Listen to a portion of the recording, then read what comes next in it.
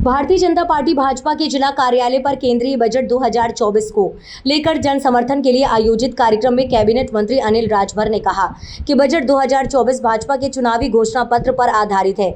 जनता से किए गए हर वादे को पूरा करने का रोड मैप तैयार किया गया है। ये बजट विकसित भारत की गारंटी का बजट है।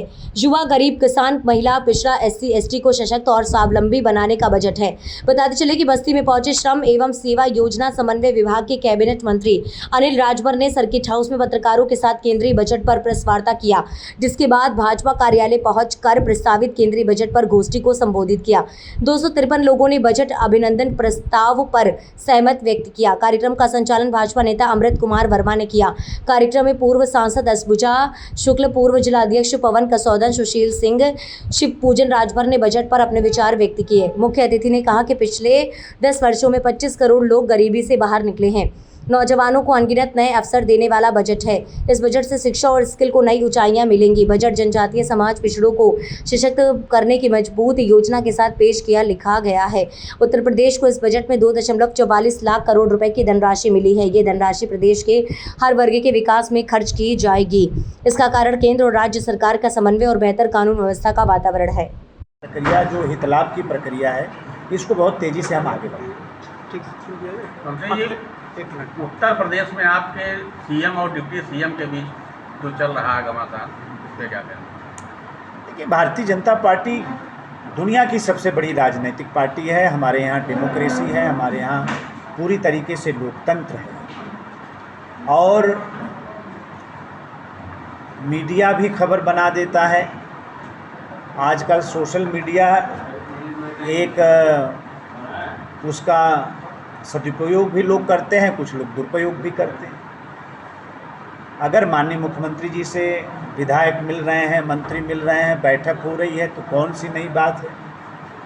हमारे डिप्टी CM साहब से कोई मिल रहा है तो ये कौन सी खबर है। तो मिलना जुलना नहीं, इसको लेकर के दिल्ली में कल आला कमान ने भी घमासान खत्म करने के लिए कहा है। घमासान है नहीं तो खत्म क्यों होगा? नहीं, देखिए, मैं फिर ये कह रहा हूँ कि दिल्ली में नीति आयोग की बैठक और उसके बाद माननीय मुख्यमंत्री गण जो हैं, जो मंत्रिपरिषद है, मुख्यमंत्री परिषद है, उसकी बैठक है। अब वहाँ तो प्रत्यक्ष रूप से न हम थे न आप में से कोई था। हम लोग ये मानते हैं कि ये बेवजह की बात है। किसी भी प्रकार की कोई सच्चाई इस तरह की बातों में नहीं है। भारतीय जनता पार्टी की सरकार बहुत ही स्मूथ तरीके से आगे बढ़ रही है, कहीं कोई विरोधाभास नहीं है। ओम प्रकाश राजभर जी को लेकर क्या कहना चाहेंगे? ओम प्रकाश जी हमारे गठबंधन के साथी हैं। मिलजुल कर उत्तर प्रदेश के विकास में हम लोग आगे बढ़ रहे हैं। ये बजट का एक सवाल है कि आपके घर में पंजीकरण क्यों चल रहा है? 6 मार्च अभी हमने किसी वजह से, मैंने कहा कि अभी मैंने किसी वजह से उसको रोका था, पोर्टल हमने बंद करा दिया था। अभी हम 1 अगस्त से हम फिर चालू करा। अटल आवासीय विद्यालय यहाँ पर निर्माण कराया गया, वहाँ पर भी कुछ दिनों पहले ही बच्चों का पूरी तरह पढ़ाई बाधित हो गया। कहीं ना कहीं मनोरमा नदी के बाढ़ से वो पूरा परिसर बढ़ गया। लो लैंड नहीं, पढ़ाई कहीं से बाधित नहीं हुई है। जल जमाव की शिकायत मिली है।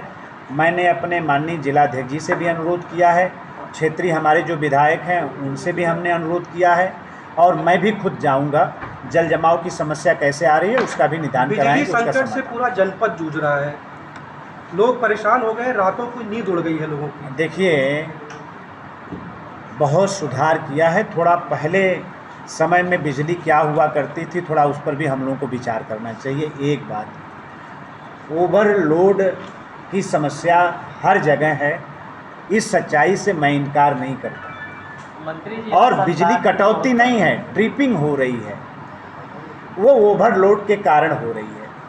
आप सब लोग भी इस बात से वाकिफ़ हैं कि आज गांव-गांव AC लग गए, कूलर लग गया चारों तरफ, और अभी सिंचाई की भी का भी समय है, उधर भी थोड़ा है, तो लोड है, उसकी वजह से थोड़ी ट्रिपिंग हो रही है।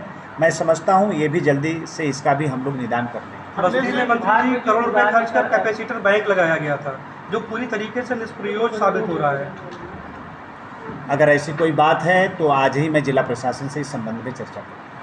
बहुत बहुत धन्यवाद। लोकसभा चुनाव अभी बीता है और उसमें एक बड़ा मुद्दा था नौकरियों को देने का। सेवा योजन मंत्री हैं आप, इस सत्र में या ये कह लीजिए कि ये सरकार बनने के बाद कितनी नौकरियां आपके द्वारा दी गई हैं? मैं दावे के साथ कह रहा हूं कि 2017 से पहले 2012 से लेकर 2017 में आप आंकड़े उठाकर देखिए। आज 2017 से लेकर 2022 तक की मैं बात कर रहा हूं। मैं इधर की भी नहीं बात कर रहा हूं। सरकारी नौकरी भी उत्तर प्रदेश की सरकार ने डबल दिया है। निजी क्षेत्र में भी हमने पिछले कार्यकाल पिछली सरकार से डबल लोगों को सेवायोजित किया है। और स्वरोजगार के क्षेत्र में पूरे देश में उत्तर प्रदेश का कोई शानी नहीं है, इतना हमने अवसर दिया है। अभी भी मैं बेरोजगारी की समस्या से इनकार नहीं कर सकता। और इसी नाते जो बजट में प्राविधान किया है, मुद्रा लोन को बढ़ाया है, मैं समझता हूं कि स्वरोजगार के क्षेत्र में एक बड़ा अवसर बनेगा उत्तर प्रदेश के बेरोजगारों के लिए। जो 2 औद्योगिक पार्क बनने जा रहे हैं उत्तर प्रदेश के अंदर, उसका बहुत बड़ा लाभ उत्तर प्रदेश की बेरोजगारी की समस्या को समाधान करने में मिलने जा रहा है। तो हम निरंतर प्रयास कर रहे हैं। और भी आगे जो देश के अंदर दूसरे प्रदेशों में नवाचार हुआ है इस क्षेत्र के अंदर, हम उस पर भी विचार कर रहे हैं। अभी हरियाणा प्रदेश के साथ हमारी मीटिंग हुई है। अभी महाराष्ट्र और गुजरात में भी हम जा रहे हैं।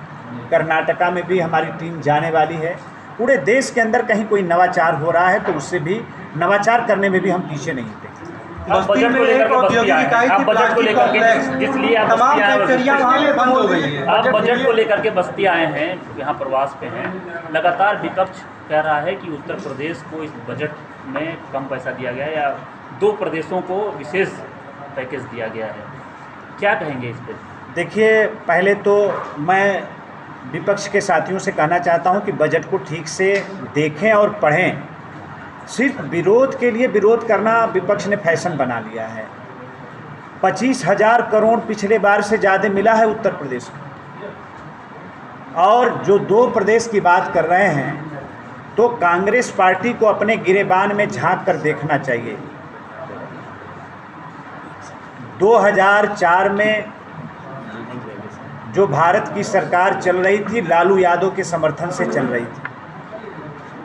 और उस समय की तत्कालीन कांग्रेस पार्टी की सरकार ने जब बजट प्रस्तुत किया तो टोटल बजट का 3% से ज़्यादा लालू यादव के बिहार को उस समय दिया। और इसके अलावा भी 26,000 करोड़ का अलग से पैकेज दिया। हमने तो 1.6% दिया है टोटल के बजट का। तो कांग्रेस पार्टी झूठ और फरेब की राजनीति करती है। मंत्री जी, सच्चाई की कोई राजनीति नहीं करता प्रतिपक्ष। VP न्यूज़, खबर सिर्फ सच की।